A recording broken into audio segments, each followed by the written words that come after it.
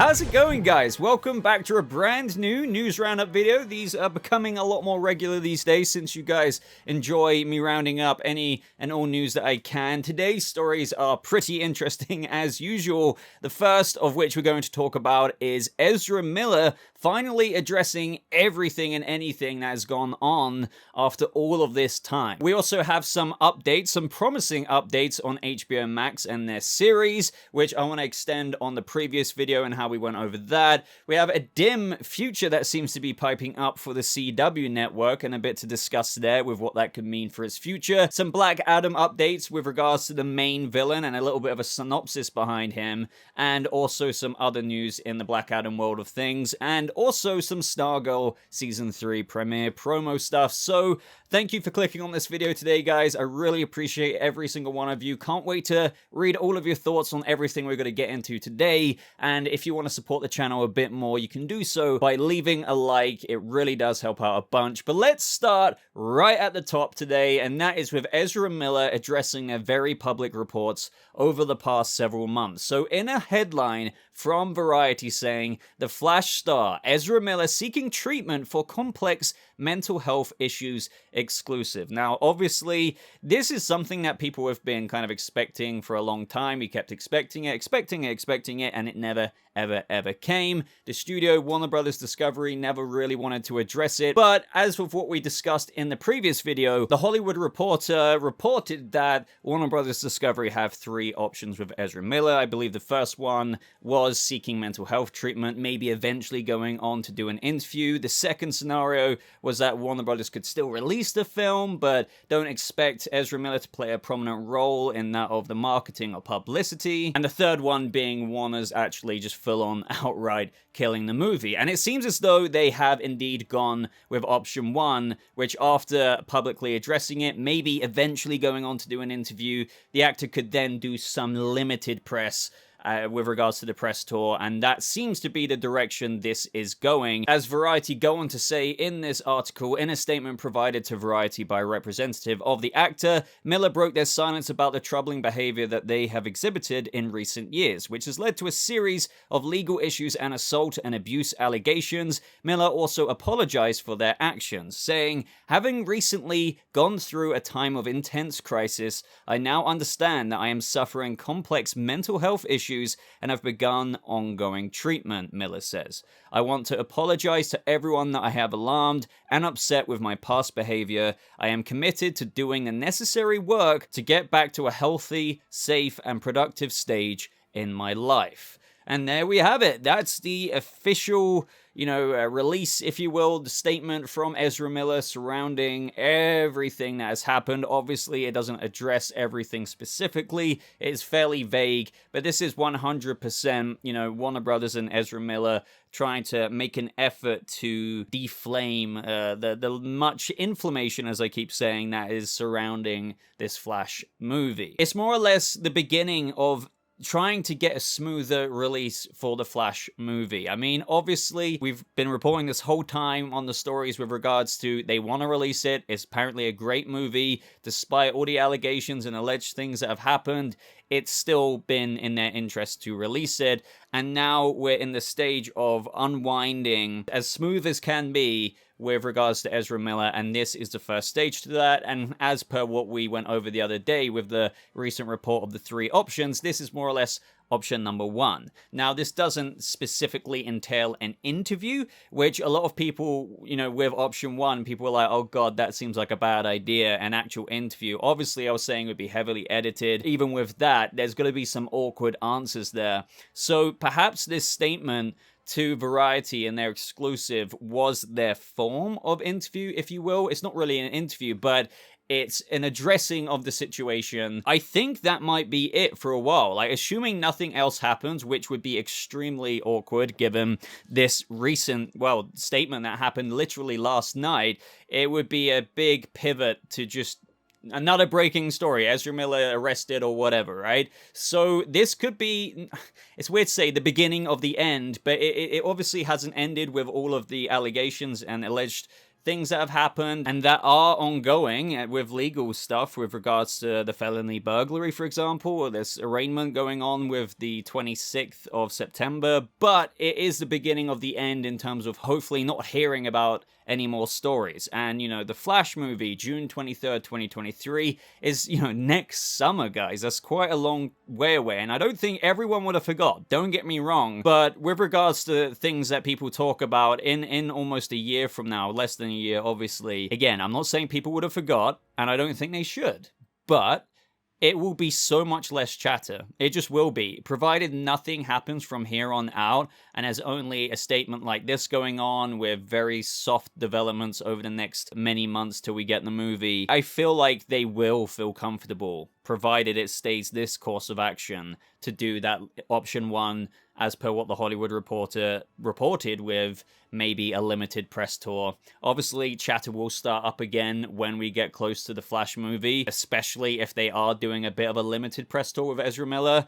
But it does seem that it's heading that direction now. We've now had this statement, it's been addressed, ongoing treatment for complex mental health issues, months and months and months and months go by. It seems that they are really going that direction. But let me know your thoughts on all of this. There's not really too much more to say other than me just mentioning it, what I think about it, where I think this will be going. It's kind of evident, given that Hollywood Reporter option list that they gave, that they are choosing option number one. I don't know ultimately, though, if this will lead to an interview. Maybe they will feel the need to give more clarity, but to be honest, if I were them, this would be the extent of the clarity, to be honest. If they do an interview, it just kind of raises even more questions, and everyone's eyes are on that video feed, you know? But who knows? Let me know if you still think that interview could happen, but in my mind, if they just release this, nothing more happens, then everything will proceed to some smooth as can be damage control for the Flash movie, with a little bit of a walked back image with regards to Ezra Miller maybe being on camera for the marketing and things like that. I doubt this will make a difference in the long run to Ezra Miller staying on as Barry Allen. I still think behind the scenes, Warner Brothers may want to stick to that. But let me know if you think it could. Do you think if nothing else happens until June 23rd, 2023, the mental health treatment for complex issues and whatnot, as stated here, gets addressed? Do you think there is a future in the long run? I don't think so. I think they have kind of parted ways. It's just for now, they really are trying to concentrate on rebuilding and salvaging what they can for a successful theatrical release of the Flash movie come June 23rd, 2023. That's if it doesn't get moved again, of course. But yeah, how do you feel about this? Let me know any and all thoughts. But now let's move on to another story, and that is yet another report coming out from Deadline about the restructuring of things at Warner Brothers Discovery, and more specifically HBO and HBO Max. Now, there has been a lot of things out there that have been reported, like, you know, shows are in danger, then things get corrected to, oh, no, you know, Titans and Doom Patrol and other series like that on HBO Max aren't in danger. It's just this year, you know, as with all streaming series on the platform, when it gets released, depending on how it's received, it might or might not get a renewal. There was other comments saying David Zaslav was going to cut 70% of staff and things like that. But I've chopped out a couple of things from the article that gives even more reassurance to what we've been talking about recently. So they say that the dreaded post-merger Warner Bros. Discovery layoffs have reached the programming operation overseen by HBO and HBO Max Chief Content Officer Casey Bloys. Overall, 14% of staff, about 70 people, are being laid off Monday, the vast majority of them on the Max side. I hear the layoffs are being done via video conferences this morning. The cuts are part of the Warner Brothers Discovery leadership's pledge to find at least $3 billion in savings. So people are being cut right now, but no way near the mass scope of what was being reported like the past couple of weeks. And that $3 billion figure should be familiar to you because that has been one big reasoning as to a lot of the shifts going on right now, and a lot of the reasoning behind the cause of concern of panic for, you know, is Penguin going forward? Is Green Lantern going forward? Are they going to cut that too to try and shave the $3 billion in savings? But as they continue to say in this latest article, despite incessant rumors about HBO Max's scripted team, its leadership under Bloys remains virtually intact. But this is when we get into the main part of the article that I'm sure you guys will want to hear about. So Deadline went on to say that the divergence is bigger in drama drama, where Max has been going for broader pop culture content. Aubrey's focus going forward will be on big, largely IP-based tentpoles. That includes high-profile DC series The Peacemaker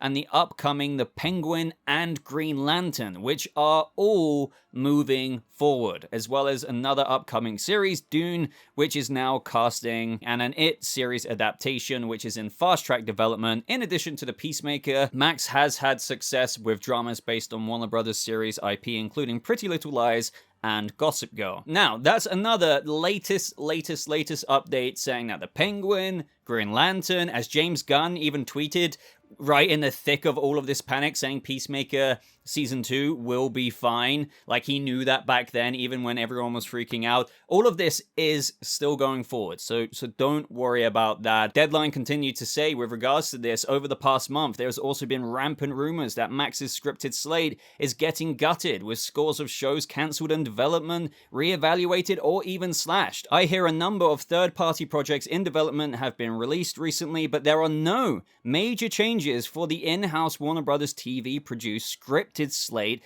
outside of the recently announced kids and family programming pullout. And then they go on to reiterate even more reassurances, which I kind of went over in my previous video, but I just want to slam it down here again for anyone who has any doubts. Warner Brothers Discovery's commitment to Max's original programming was stressed recently by Warner Brothers Discovery CEO David Zaslav during the company's quarterly earnings call, where he also confirmed that Blois' team is staying put. Quality is what matters. Quality is what Casey and that team is delivering. It's the best team in the business. We're doubling down on that HBO team. They're all committed under contract, and we're going to spend dramatically more this year and next year than we spent last year in the year before. So again, I know that was a bit of a readout, but I just wanted to make it like, pen to paper, sure for everyone that, it does seem very much so like the Green Lantern series is going forward. As I've said before to you guys, I've got a video basically piling up together all the comments, all the updates from the writers, the showrunners, so I do recommend checking that out,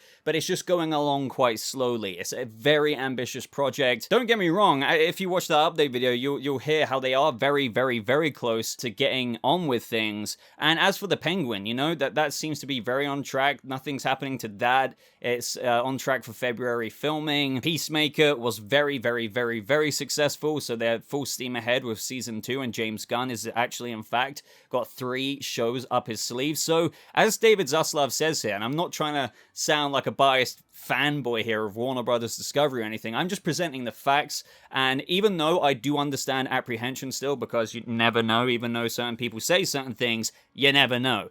But according to everything, as of where it stands right now, things are looking okay for the future. Of course, Titans and Doom Patrol could be cancelled depending on how they perform with their premiere and subsequent episodes, but as for the Green Lantern series and everything like that, we're all good, at least for now. It would be very shocking if after all of these reports recently, that were like, nah, actually, screw you to all those plans. That would be a complete 180 from actually what the CEO of Warner Brothers Discovery has been saying since the quarterly earnings report. But it's just, you may have read a lot of rumors, a lot of kind of fear-mongering, kind of clickbaity articles putting everything into question. Even the Batman sequel, for crying out loud. If you want to know more about that, check out my previous video. It's fine.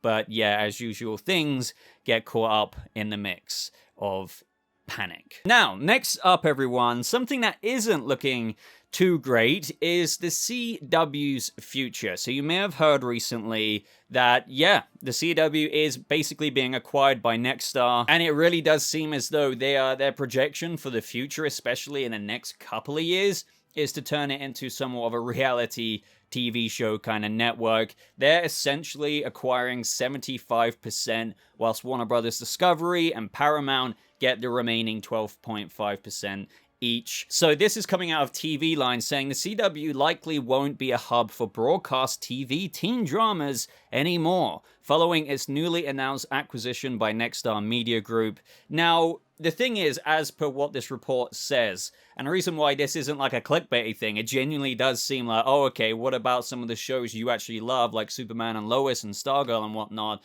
They say that Nexstar will be shifting the company's strategy for making the CW profitable in the years to come, which will include content that appeals to an older audience than the CW previously targeted. So from Nexstar's point of view, with their 75% stake in all of this, is like, this will be so much more cost effective. So they're going to bring in low cost unscripted programming and syndicated programming to its lineup, of which Tom Carter, the Nexstar president and chief operating officer, indicated is a departure from the prior predominant focus on expensive, original scripted content. So again, a lot less original scripted content like the shows we're used to on the CW, but now unscripted, way more reality TV, and then shove a little bit of syndicated programming into the lineup.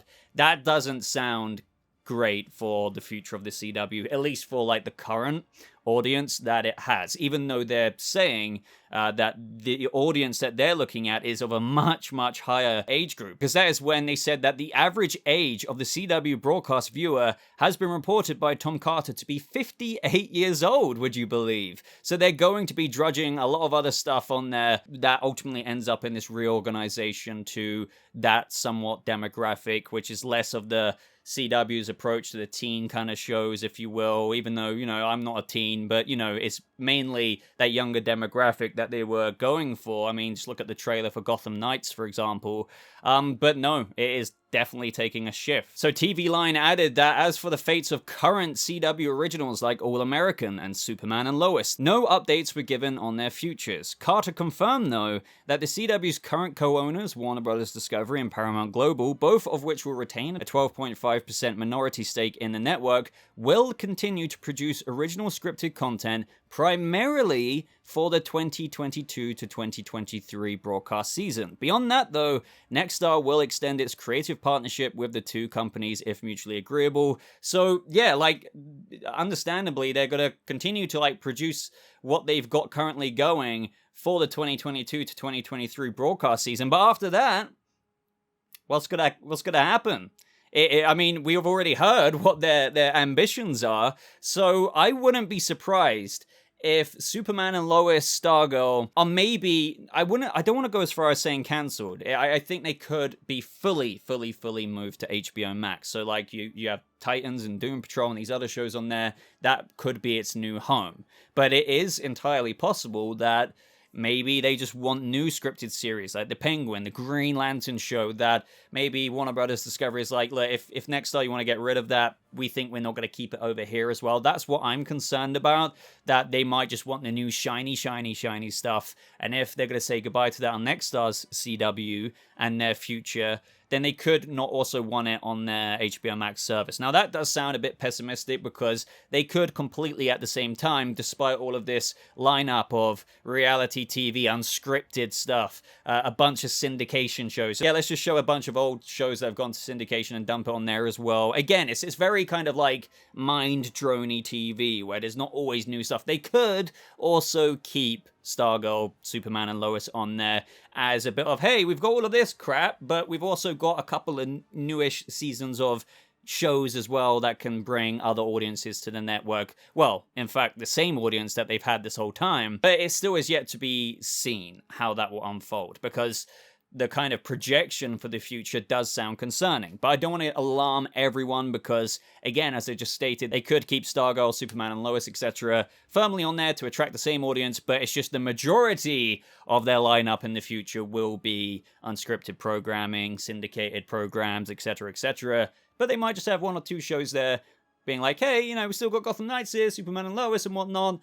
But yeah, it does look a little bit bleak for the CW's future. It kind of is going under a massive change, and I wouldn't be surprised if in a year's time or less, after the original programming that will be continued to produce in terms of that original scripted content like Superman and Lois, after that is done, after the 2022 to 2023 period, what if they're like, you know what, actually we're going to do this, even more so. So let me know what you think of that. How do you feel about this? It is a bit of a weird one. Nexstar have made it literally no secret in terms of what they want to do with the network, but it is still ultimately is in murky waters with regards to the remaining shows like Superman and Lois and Stargirl to see if they'll still keep that.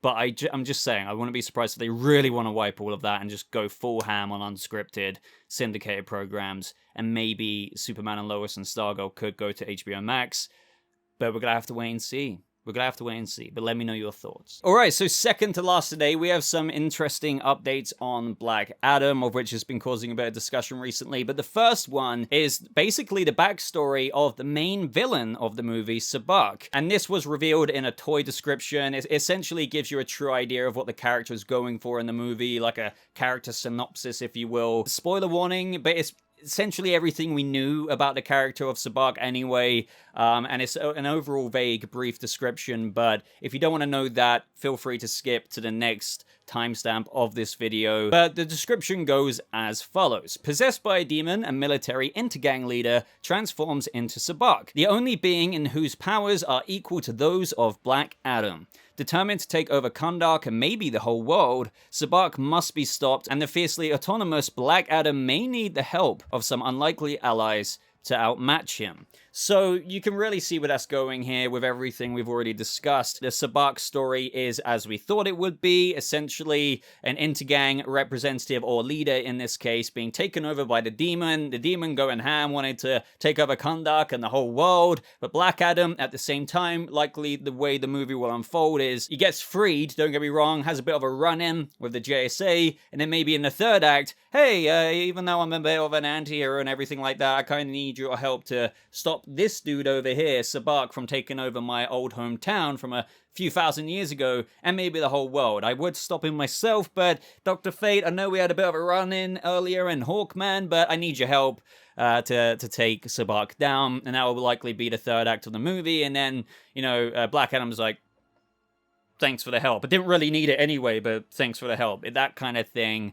Obviously, it won't go exactly like that, but that's basically the vibe of the movie. In the other story we have with regards to Black Adam today, we have a tweet from Dwayne Johnson, quote tweeting an IndieWire post saying, Dwayne Johnson fought to keep Black Adam out of Shazam to avoid doing a disservice to the character. And I remember at the time this was causing some, quite a bit of talk amongst fans. Some people being like, oh, why did Dwayne Johnson do that? But to be honest, I do kind of get it. And this is what Dwayne Johnson quote tweeted with regards to that, saying 100% true. Original script had both Black Adam and Shazam establishing their origin stories in one film. I fought hard for both characters plus JSA to have their own standalone films for the fans to enjoy and protect Black Adam's ruthless and extremely violent tone as we build out DCEU. Now, I do get that if Shazam had both, characters, huge characters squeezed into the movie, it wouldn't maybe have been as decent as just having two solo projects, taking your time, and then maybe eventually, obviously, having those characters go up against each other. I do get people saying that Black Adam is more of a Shazam character, but I do understand the motive behind this. Black Adam getting his own movie, Shazam having their own complete story with, regards to building up the Shazam family, Billy Batson and what we saw in that first movie. It would have been a typical old Warner Brothers move to make in the early Snyder days, to have just shoved Black Adam and, Shazam in there in the same movie, explore both their origin. It would have been very, very, over, not necessarily over the top, but a lot being thrown at us. With regards to protecting Black Adam's ruthless and extremely violent tone, I suppose that Dwayne Johnson is maybe acknowledging that Black Adam and the way that he needed to be introduced wouldn't have fit in with that lighter comedic tone that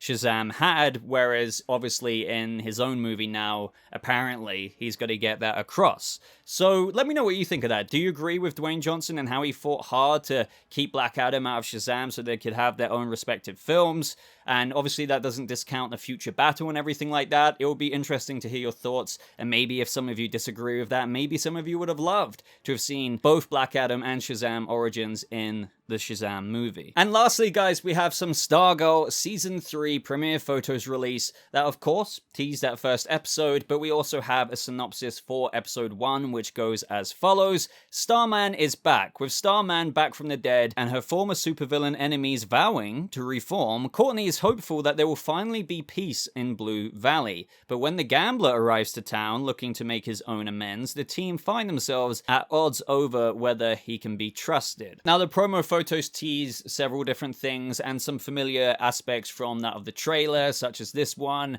where we can see Stargirl and Starman in the basement, likely with the cosmic staff. Then we have Pat and Starman catching up outside Courtney's house, and also in his workshop. They've got quite a bit to catch up on, considering that Pat thought he had died. We also have the current JSA not looking too happy with whatever Courtney has to say here, so I wonder if Yolanda's face is reacting to perhaps Courtney talking about the reform of, her former supervillains, and maybe even Cindy joining the JSA team. And this one could be a moment of where Starman used the staff to go out and fly, as we've seen in the trailer, and I wonder if he's now returned and if he even asked Courtney's permission to use it. I mean, obviously, it was once his staff, but I wonder if there's going to be any, hey, shall I continue being Starman, or do you want to do it kind of aspect to that first episode, even though we know that Starman is basically going to be like, you're the new Stargirl, he's going to train her, as we see in the photos. But this was just a very quick Stargirl Season 3 update. We can't forget that this season's theme is a murder mystery, something that I'm actually pretty excited for. I love a good mystery when, of course, it is executed well. So are you excited for Stargirl Season 3? What do you think of these promo pictures and the synopsis? Let me know down in the comments below. But I think that just about wraps up everything that I've got to talk about today in this news roundup video. So let me know your thoughts on absolutely everything we talked about, from Ezra Miller, what directions you think that's going to go with everything we discussed, of course, the HBO Max side of things that we got into,